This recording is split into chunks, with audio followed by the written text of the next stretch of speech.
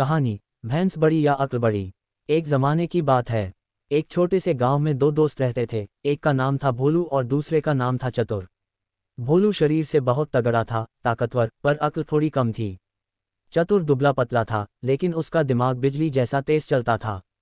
भोलू हमेशा अपनी ताकत पर घमंड करता था। वह कहता, चतुर तुम किसी काम के नहीं। देखो मुझे, मैं कितना बलवान हूँ। मेरी ताकत ही दुनिया में सबसे बड़ी है। चतुर मुस्कुराता और कहता, दोस्त भोलू, शरीर की ताकत तो सिर्फ थोड़ी दूर तक चलती है। असली चीज तो अक्ल है। एक दिन भोलू ने चतुर को चुनौती दे डाली, चलो आज यह फैसला हो ही जाए कि क्या बड़ा है, भैंस यानी ताकत या अक्ल। चतुर ने कहा, ठीक है, चुनौती मंजूर। दोनों गांव के बाहर एक घने जंगल के पास पहुंचे। भोलू ने एक विशालकाय भैंस की तरफ इशारा किया, जो आराम से चल रही थी। उसने अपनी पूरी ताकत लगाई और भैंस को जोर से धकेलकर एक गहरे कीचड़ वाले गड्ढे में गिरा दिया। भैंस बुरी तरह फंस गई और निकलने के लिए छटपटाने लगी।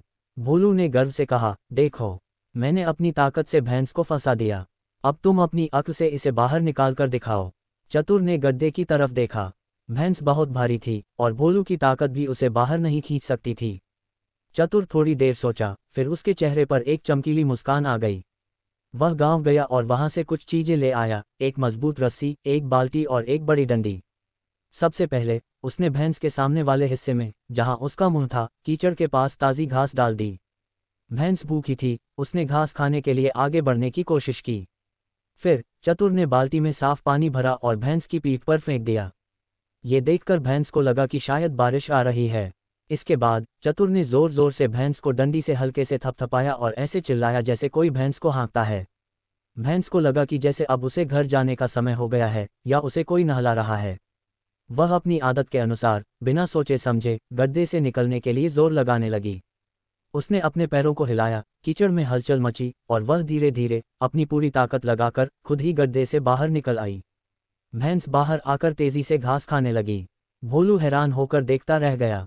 उसने कहा, वाह चतुर, तुमने तो बिना ताकत लगाए सिर्फ भैंस के मन को समझकर और थोड़ी सी युक्ति लगाकर ये काम कर दिया। मैं अपनी ताकत से उसे फंसा सका, पर तुम अपनी अक्ल से उसे निकाल लाए। चतुर मुस्कुराया और बोला, भोलू, भैंस बड़ी जरूर है, पर हमेशा अक्ल ही बड़ी होती है। ताकत से तो काम बिगड़ता है, पर अक्ल से ही बिगड़ा काम बनता है। उस दिन से भोलू ने अपनी ताकत पर घमंड करना छोड़ दिया और वह भी चतुर की तरह सोच समझकर काम करने लगा।